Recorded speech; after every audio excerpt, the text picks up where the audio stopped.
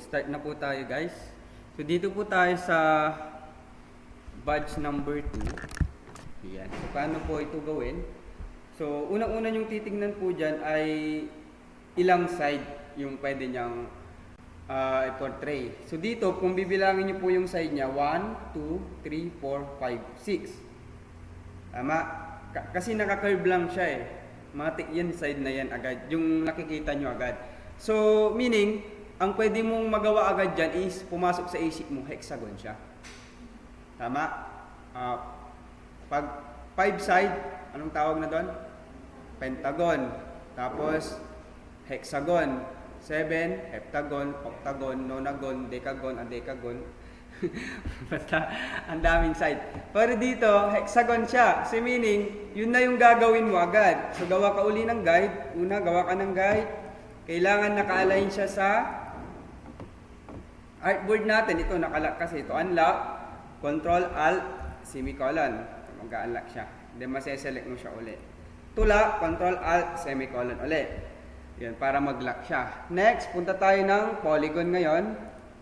Dito tayo gumawa, sa gitna. Yan o, itatapat mo na lang dyan sa gitna yan. So, kailangan naka-center ito pag gagawin nyo. Dito, naka-center. Tapat mo na lang dito. Yan. Lalagyan ko po ng fill para mas makita natin. Yan. Then, align natin sa gitna. Yan. Okay, sobrang laki. Next.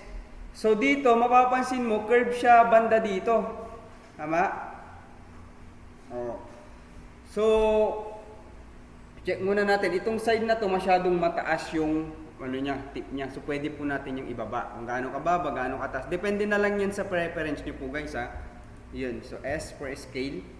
Or scale na lang natin. Shrink natin pa kanan. Naka-shift alt ako dyan para yung orientation gitna. Alright.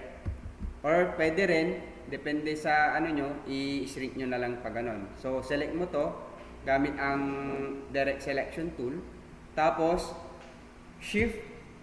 Pag arrow up lang kasi, pag arrow up lang, parang 2 points, ganun lang yung movement. Ngayon, pag kasama na yung shift, arrow up, arrow down, pag pinipress mo siya, parang 10 pixel yung lamang niya. Mas mataas ng ganun. Mas higher yung steps niya. Alright. Next. I-align ko ulit sa gitna. Baka hindi naka-align ulit yan eh. Oops. Selection ulit. Bakit nangyari yon? Kasi nga yung selection natin, naka-direct selection tayo. Dapat kasi general selection. Next, para ma-curve mo to, anong gagamitin natin? Si curvature. Ayan o. So pwede mong plus sign ka dyan, and then pwede mong i-curve yan. So dito, huwag mong pakikialaman ito, yung side. Kasi kung ginalaw mo to, ginalaw mo rin ito, magkakamali ka eh. Kasi baka iba rin yung movement mo. So ang technique dito, ikakat natin ito mamaya. Hindi natin ito pakikialaman. Ipiplit na lang natin. Para mas, ang tawag dito, accurate po yung side, kabilang side. Kasi pag ginanito mo rin siya, ginanito mo rin sa kabila, maaring hindi sakto dun sa gagawin mo dun sa kabila. So yun, yung idea lang kasi dito yung punto para at least makuha nyo na. Ganun din dito. Ayan. Ganun din dito. So nakuha nyo na yung technique. Ito kasi sir, hindi naman gaya-gaya. Kasi depende na yan kasi sa preference mo mamaya kung paano mo i-adjust ito ngayon. Kasi ikaw yung gagawa ng sarili mong badge eh. Siyempre sa assessment, papipiliin ka dyan kung anong gagawin mo. Siyempre magkikreate ka ng idea mo.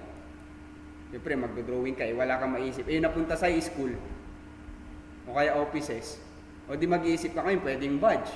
Ayaw nga nung assessor ng ang tawag dito ng circle na badge. Kasi OC na siya. May mga ganong assessor eh. So dito, ito kasi ginagawa natin just for the pag nag-manual tayo mamaya. Alright, next, paano natin ito ikat itong kabila? Hold shift. Make sure sa gitna ulitin ko ulit. Gitna tayo. Yan. Hold shift. Then next na gagawin natin, select mo sila and then, kagaya ng ginagawa natin, punta tayo ng pathfinder, i-divide natin. So nakat na yan. Then select mo to. Gamit ang direct selection tool para ma-select yung kabilang side. Delete. Ayan. So, depende na lang ito sa preference nyo. Hindi porke kasi wala kang gagayahin mamaya during the assessment. Sa idea mo na lang kung paano ka gumawa ng badge. So, depende na lang gumawa. So, paano mo ito duplicate? Diba? Meron tayong reflect. Meron tayong reflect dito. Kagaya ng sinabi ko, reflect. And then dito, hold alt. Click mo dito sa my center. And then, ipi-flip natin vertical. Kung vertical, pag ganun siya. Pag horizontal, pag ganun naman, patumbling. Okay? So, preview, copy. Yan. Gusto mong i-hide yung guide? Paano i-hide ang guide? Control, semicolon. Ayan, hide ko muna para hindi ko nakikita. And then next na gagawin natin is, ito pwede mo nang i-modify ito eh. Ganun mo na lang mamaya whatsoever, paano yung ano. And then, next is, merge na natin. Ayan. So, bakit hindi siya nag-merge? Maaring, hindi pa siya dumikit. So, pwede mo siya idikit gamit ang direct selection tool na lang. Ayan o, idikit mo siya, isakto mo siya. Kailangan sumakto yan. Kasi nga, kung hindi mo isasakto, hindi siya mag-merge. Gamit ang Pathfinder.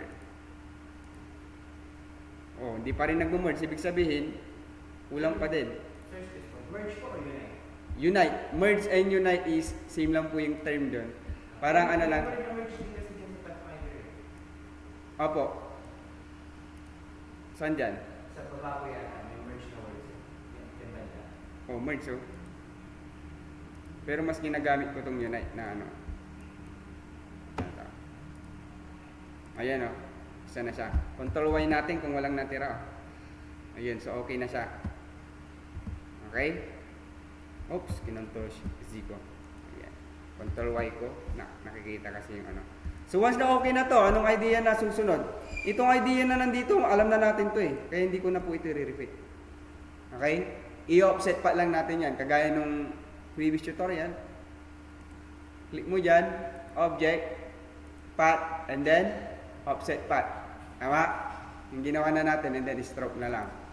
Next, dito sa vintage. Paano ito? Kasi nga, yung text mo, pag ano, no? Oh. Pag ganun. Oh.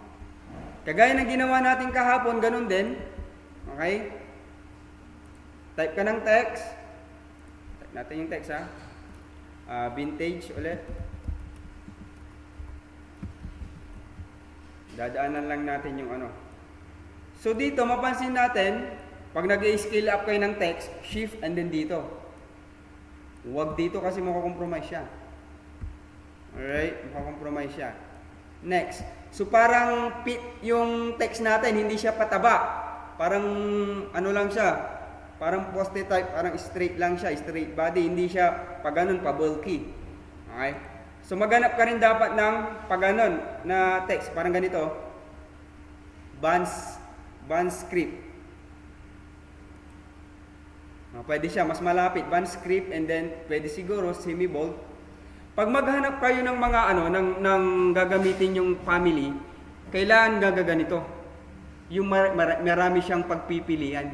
Kasi nga pwede mong gamitin yung isa pang title, yung isa sub-body, subtitle, and body context. Okay, so pwede siguro dito semi-bold. Yun pwede na siya.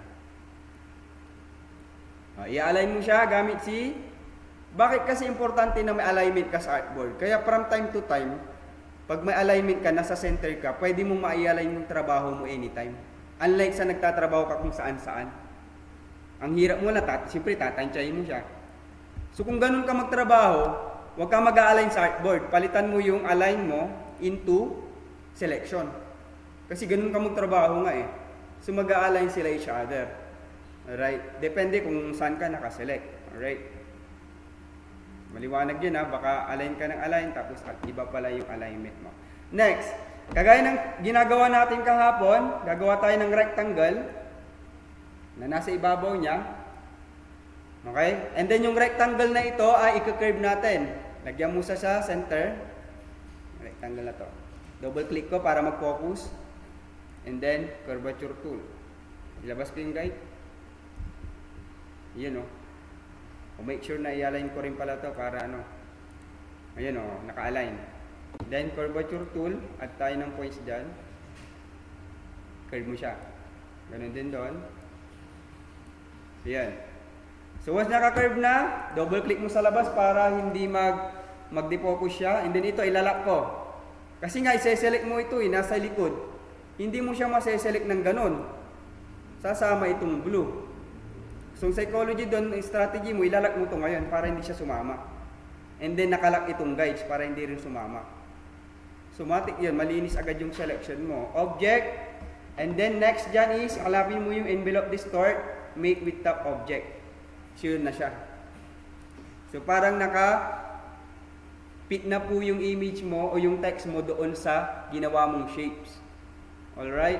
So, after ko ng object and envelope distort, Make with top object. make ko or Make. make pala. Make. Alright? So, itong premium.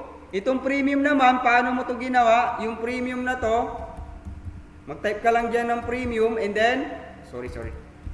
Hanapin mo lang yung, anong hanapin mo dyan? Yung warp effect. Sa effect, hanapin mo po yung warp and then ito na po siya, yung arc. Ayan, makikita mo na po siya kung kaano yung bending mo. Ayan. Okay. Pag okay ka na, satisfied ka na, kasi minsan may mga computer na naglalag kapag naka-effect ka. Pero dapat final na to kailangan mo siyang object, expand appearance. Hindi mo na ito mapapalitan, pero hindi maglalag yung computer mo. Okay, sa center mo to. Alright? Star, madali na lang ito star. Ito naman, sir, paano po ito yung sir? Yung parang pana. Dito po, meron po tayong pana po dito. So, gawa po kayo ng nakaganyan nyo. Depende kung ilang degree yan. Alright? Then, ito, lagyan mo ng stroke size. I-align mo sa gitna uli. Ito lang, ganyan. Naka-align siya uli sa gitna.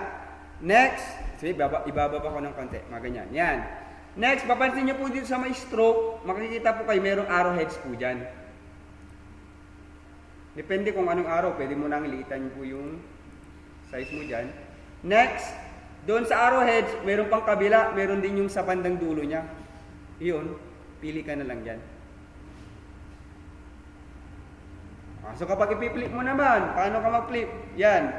Hold Alt mo uli, ilagay mo sa center. Reflect.